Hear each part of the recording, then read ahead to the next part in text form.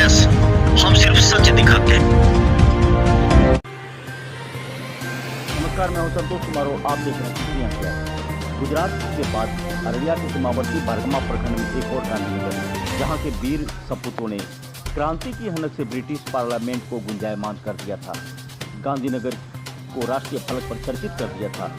यहाँ के वीर बांकरों की पहचान राष्ट्रीय स्तर के क्रांतिकारियों से रही है। बरगमा के पावन धरती पर Acharya J B Kripalani, doctor Ram Manohar Lohia, Jayaprakash Narayan आदि के कदम पड़े हैं। बरगमा की धरती क्रांतिकारियों की धरती रही है। आजादी के संग्राम काल में गांधीनगर स्वतंत्रता सेनानियों का गढ़ माना जाता था। यहीं से क्रांतिकारी अपनी योजना बनाते थे। नेपाल की निकटवर्ती सीमा के कारण यह क्षेत्र क्रांतिकारियों के लिए खासा महत्व रखता था।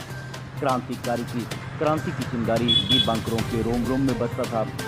गांधीनगर की धरती भारत में शायद अपवाद मानी जाएगी, जहां से करीब 1 दर्जन स्वतंत्रता सेनानी एक ही परिवार से स्वतंत्रता संग्राम में भाग लिए। बरगमा की यह धरती अपने गौरवमयी अतीत को संयोजे हुए है। स्वतंत्रता सेनानी गरीबदास, अनुराग दास, तनुकलाल दास, पलकधारी राय, फेकू यादव आदि स्वतंत्रता सेनानी को देश की बलिवेदी पर हर तरह की आहुति देने का गौरव प्राप्त है।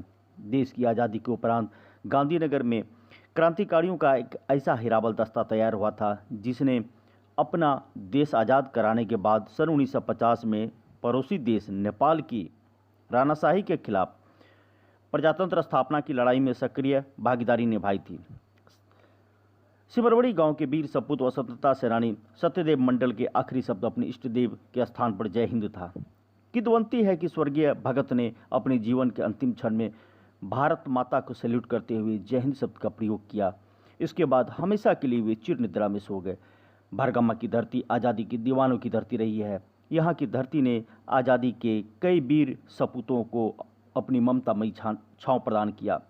वही क्रांति के महायोद्धा नक्षत्र मालाकार जैसे क्रांतिकारियों की भी यह कर्मभूमि रही है। साथ ही महान स्वतंत्रता सेनानी रामदेव तिवारी की बरगमा की धरती कर्मभूमि भी रही है। स्वर्गीय तिवारी ने सिमरवड़ी की धरती को अपना कर्मक्षेत्र बनाते हुए लोगों को स्वतंत्रता की भावना के साथ साहित्यिक चेतना का विकास किया। साथ ही उन्होंने कलामंच के माध्यम से लोगों में स्वाधीनता की भूख को जगाया। फलस्वरूप लोगों ने अंग्रेजी शासन के खिलाफ किए और उनके विरुद्ध संघर्ष में भाग लिया। गांधीनगर की धरती भारतवर्ष में अपवाद ही मानी जाएगी, जहां से 1 दर्जन स्वतंत्रता सेनानी एक ही परिवार से संग्राम में भाग लिए। बरगमा की धरती अपने गौरवमयी अतीत को संयोजे हुए है। विडंबना है कि राष्ट्रीय पर्व के दिन शहीद बलिवेदी पर पुष्पांजलि अर्पित कर जिम्मेवार लोग अपने कर्तव्य से फ्री हो लेते हैं। रामदेनी की देनी कलामंच उद्धार की दिशा में किसी ने सकारात्मक प्रयास नहीं किया और स्वाधीनता आंदोलन के गवाह है। कलामंच आज सरकारी व जनप्रतिनिधियों की उदासीनता के कारण अपनी आखिरी सांसें गिन रहा है।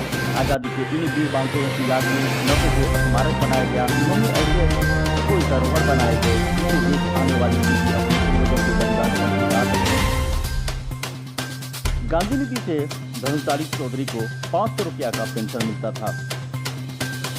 बरगमा की धरती ने दर्जनों सपूतों को जन्म दिया। इस क्रांतिकारियों का संबंध महात्मा गांधी, राजेंद्र प्रसाद, डॉक्टर राम मनोहर लोहिया, जयप्रकाश नारायण जैसे महान लोगों को बताया जाता है। डॉक्टर राजेंद्र प्रसाद एवं धनुषधारी चौधरी के बीच स्वतंत्रता आंदोलन के समय बराबर पत्रकार बोलते रखता था। स्वतंत्रता की प्राप्ति के उपरांत डॉक्टर राजेंद्र प्रसाद ने गांधी निधि से 50 रुपये प्रति माह का पेंशन भी उन्हें स्वीकृत करवाया था।